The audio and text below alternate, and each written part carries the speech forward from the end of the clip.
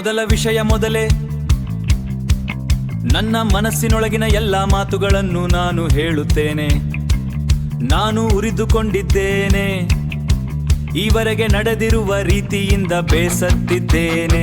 ಓಹೋ ಹೋ, ಆ ರೀತಿಯಿಂದ ಬೇಸತ್ತಿದ್ದೇನೆ.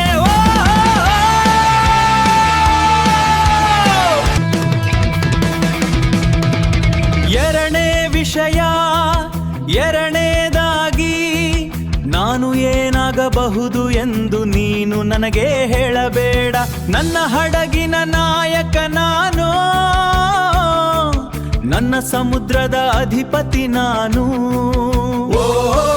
ನನ್ನ ಸಮುದ್ರದ ಅಧಿಪತಿ ನಾನು.